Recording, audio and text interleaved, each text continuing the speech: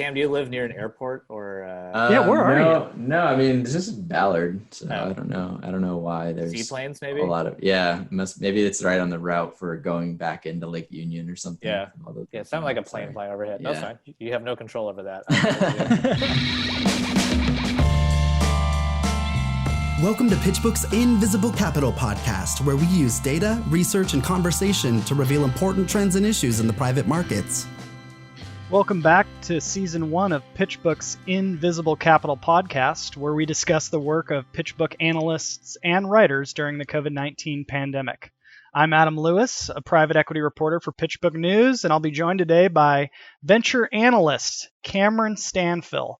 And we're going to be talking about SPACs, aka special purpose acquisition companies, aka blank check companies, aka the hottest new investment vehicle on Wall Street.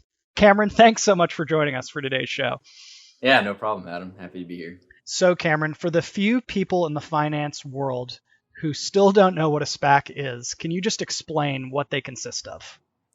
Sure. So a SPAC is a publicly listed vehicle that eventually is going to consummate a reverse merger with a private company to take that company public. So whether it be a private equity firm or an individual goes out and raises this capital via an IPO that then sits in the public vehicle until the deal is completed. And why have they become so popular here over the past 6 months? We've seen the number of SPACs surge with politicians, sports executives, just random people who worked in finance for a short amount of time, like Paul Ryan, all starting their own SPACs. Why are they so popular right now?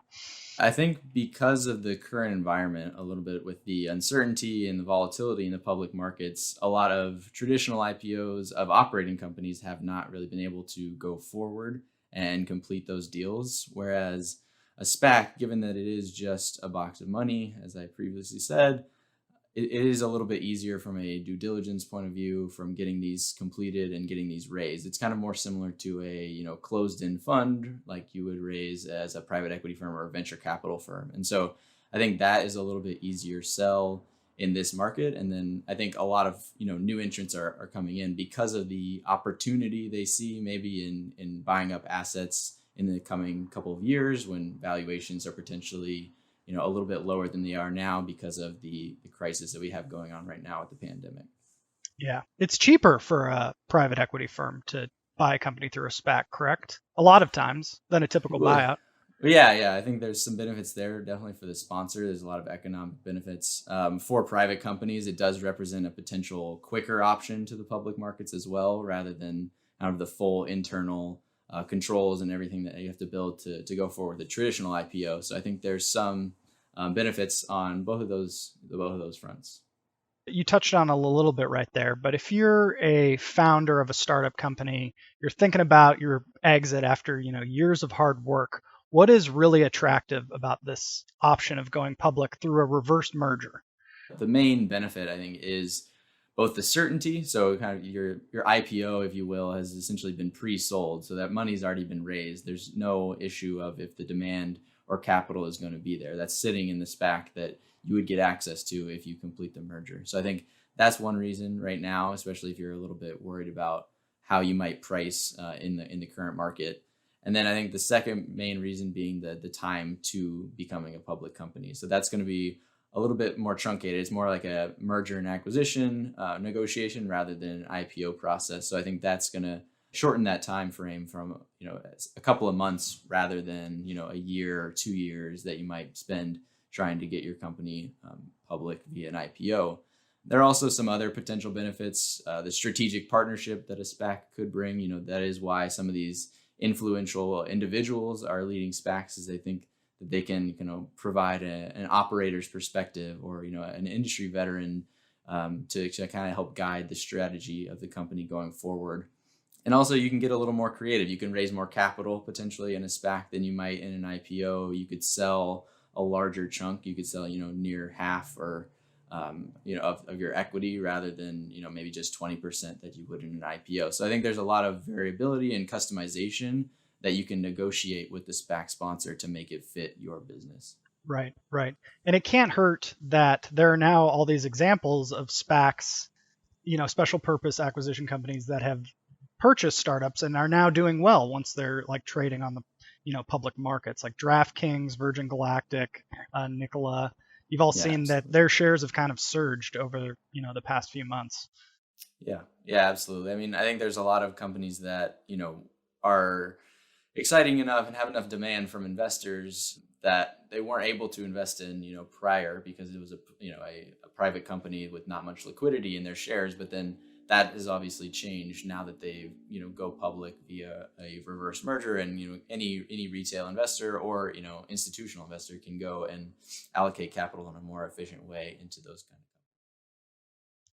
Yeah. I want to talk a little bit about how SPACs relate to private equity, Sure. because they almost seem interchangeable in a ways when you talk about them, but I guess there is a difference between a special purpose acquisition company that's not affiliated with a private equity firm and one that is.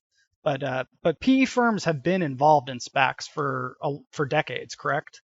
Yeah, I think that's probably the most common link. And that's if you were to just try to draw a comparison to any other deal type, I think a SPAC is a merger with a SPAC is kind of like a combination between a buyout and an IPO. And so I think Mhm. it flows pretty naturally that a lot of PE professionals and PE firms would sponsor this kind of vehicle.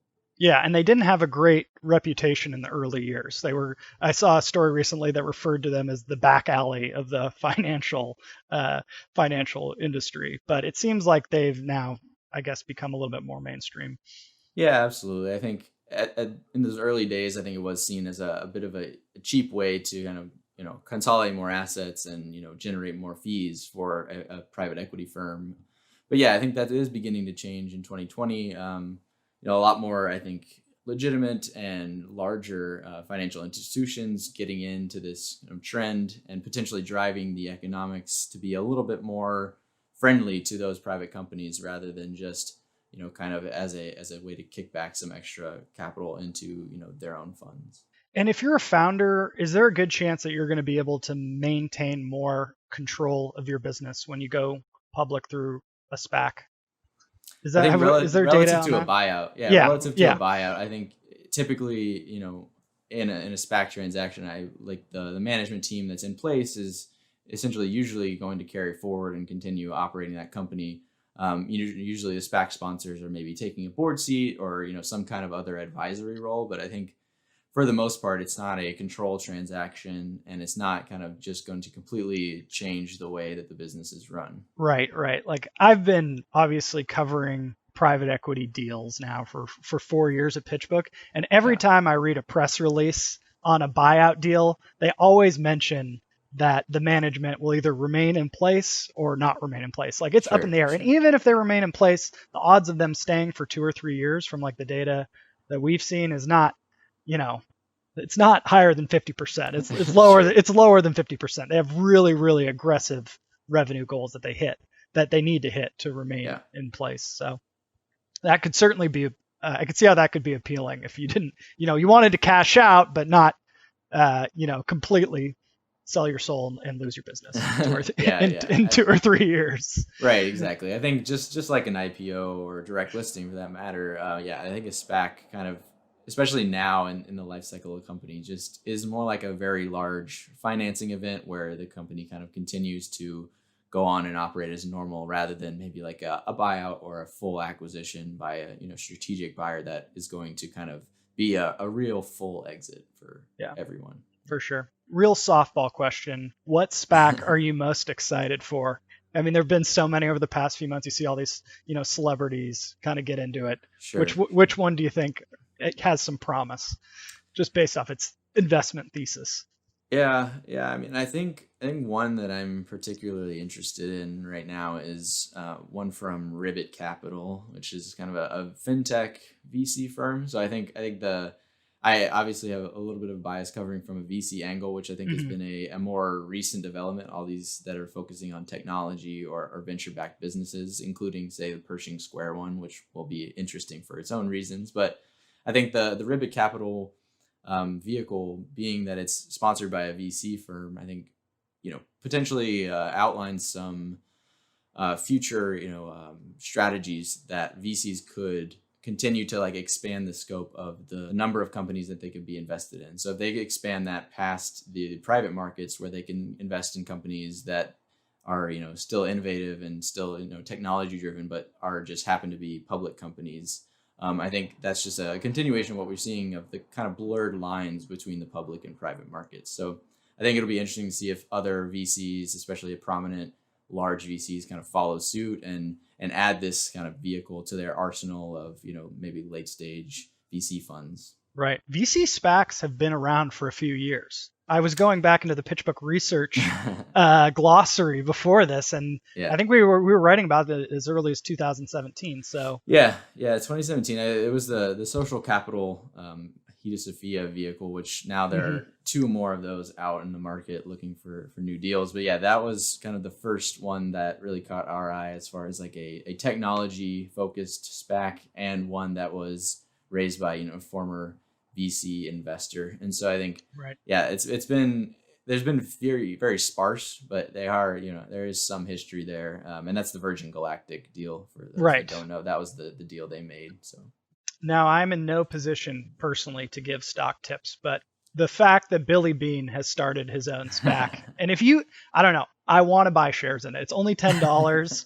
If you can make the Oakland A's a consistent winner with one of the lowest payrolls in Major League Baseball, and literally sewer pipes that are backing up on your guys every other season, then I don't know. I feel like you can get that maybe up to $20 a share in a few years and make a good little return on your investment. Granted, I have no experience, but oh well. This is not investment advice. This is not what's the SEC disclosure you have to give? I know I'm probably as qualified as like half the people on Twitter who are bragging right now about their day trading gains, but let's not go on that rant. What do you got next in terms of SPAC coverage? I'm trying to judge if SPACs will become, the cure all for all, private company IPO needs, or if, there's something else that's missing. And then, we're just going to continue covering SPACs. I think the VC SPAC angle that we mentioned prior, see if that becomes develops into a trend. And it's going to be a few years before we know how these SPACs have performed, right? For sure. Yeah. So a SPAC from IPO to when it has to make a merger is usually 24 months, so 2 years. So sometime within that period, we're going to see if the companies actually do consummate a merger with a private company and bring them public, or if they have to return capital to investors and just kind of wrap up the SPAC. So I think within the 2 years, you'll see how many were able to actually get that deal done. And then within maybe 2 to 3 years, you're going to see the performance, the aftermarket performance of those companies that did go public via a SPAC. Well, great. We'll certainly have you back on between now and that 2 to 3 year time frame to discuss how my investment in Billy Beane SPAC is going, along with maybe how Tag Romney's SPAC and Gary Cohn and everyone else who's jumping into this kind of frenzied market right now end up doing. Cameron, yeah, Cameron, thanks so much for joining us for today's show. No problem. See you in 2022. That's right. To find other relevant materials for the podcast, head to pitchbook.com/podcast. I'm Adam Lewis, and thanks again for tuning in to the Invisible Capital Podcast. We'll see you next time.